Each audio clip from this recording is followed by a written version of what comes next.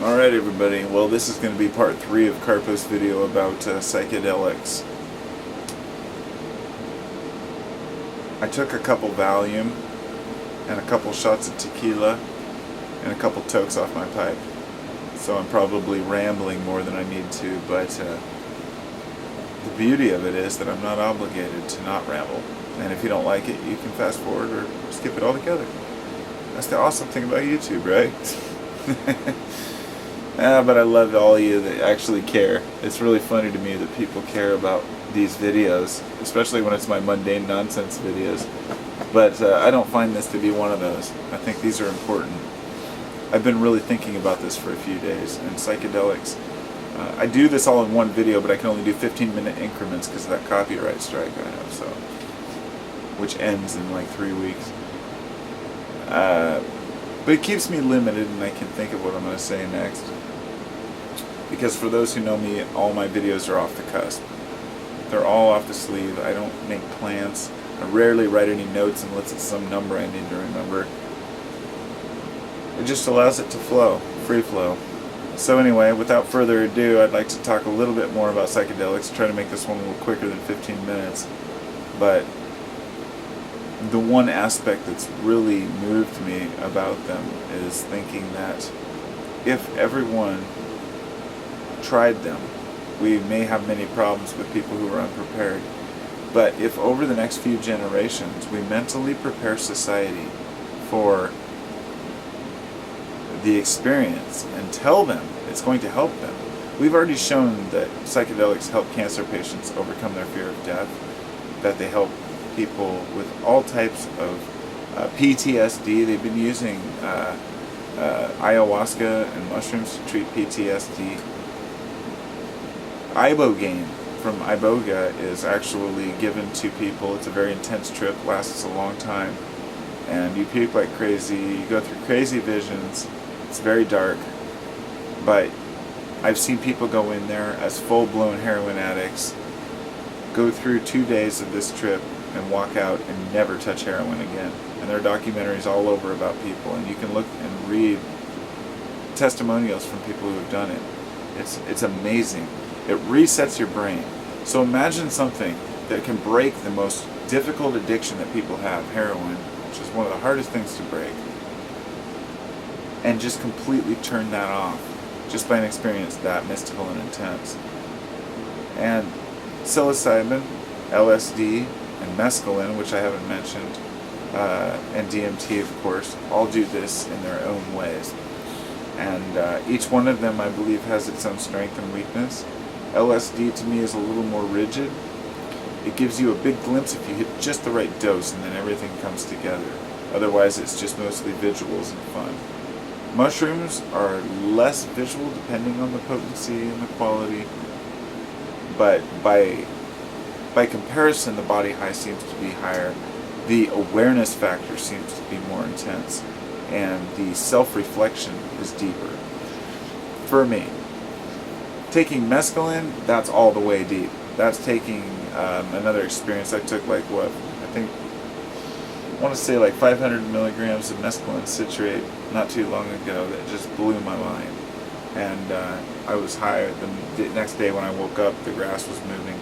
But that night I was at a Fish concert at Bonnaroo. I watched Beastie Boys first, then Fish, then went back to my tent and went through this whole emotional thing. And very emotional, special substance. So all of them have their own emotional level and their own psychedelic level. I also tried LSA a week ago, which is like LSD but less. It's supposed to be more visual and less body high or mental. I didn't really find it to be that appealing. I guess I didn't take enough, but I like them all.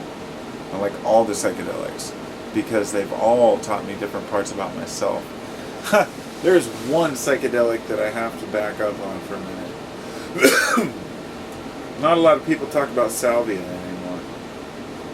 Salvia, or Salvia divinorum, is also known as diviner's sage. Everyone's heard of it by now. It's from Oaxaca, Mexico, I think, and originally. And You can't get it in seed form. You can only get it from the clone, from the original. This stuff kicks your ass. My friend brought me some, and it was a 60 times extract. And I smoked a toke. He said he won't touch it again because he tried it once, and I pretty much did the same thing. I smoked it like once or twice, and I was done. It put me through this roller coaster. All I can say is that everything was in double swirls, double helix swirls. It looked like a McDonald's symbol, kind of. And everything was moving in these giant flowing waterfalls, but it wasn't a comfortable feeling. And there's a presence there that people will tell you about that's a female presence. She is the goddess of salvia. And like my buddy said, when he got there, she asked, "What are you doing here? What do you want?" And he didn't know. And if you don't know why you're there, they kick your ass out, basically. It sounds funny. It sounds stupid to someone who's never taken it, or smoked it, or gone deep into psychedelics, but there is an entity there, an awareness.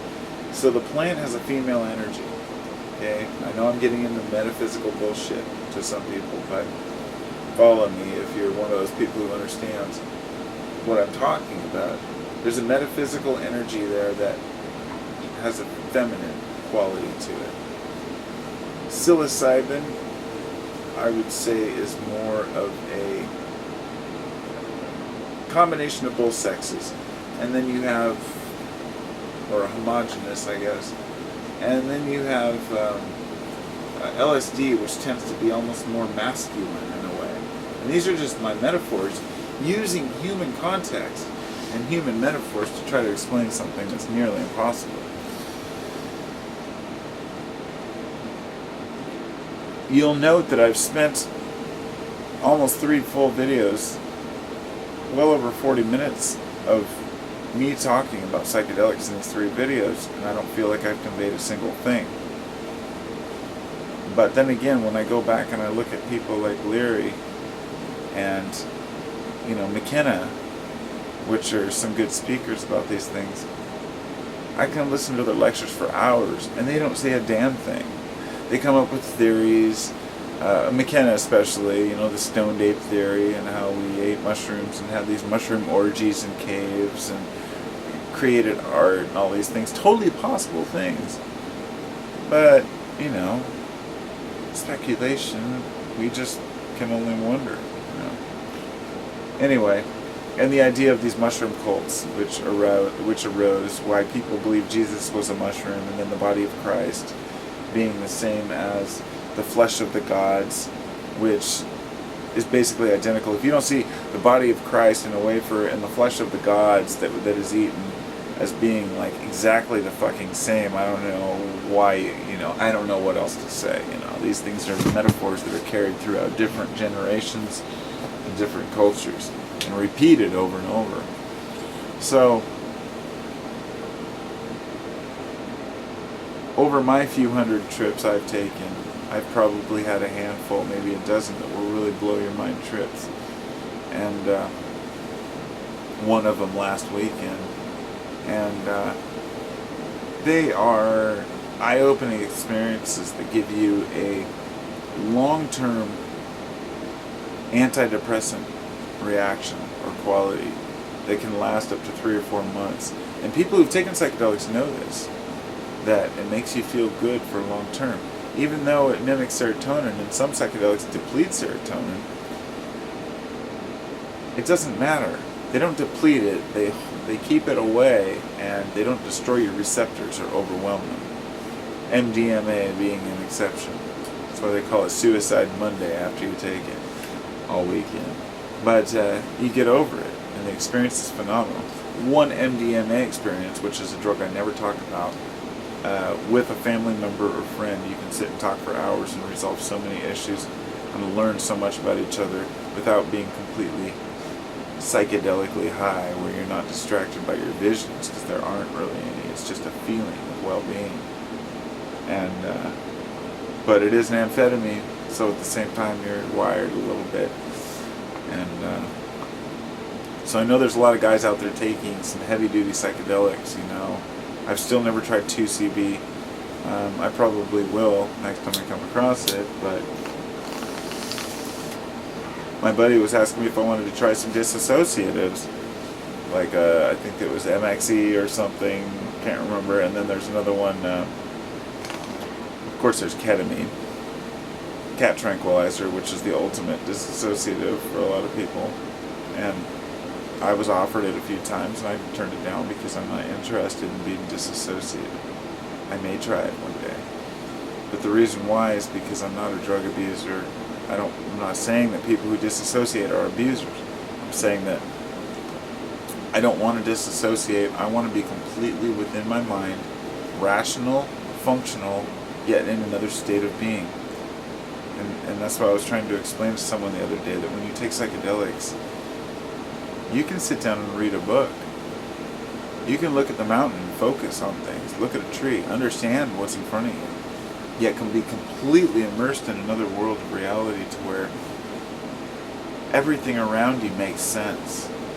You understand the connections in nature and why we're here. And it doesn't come in words.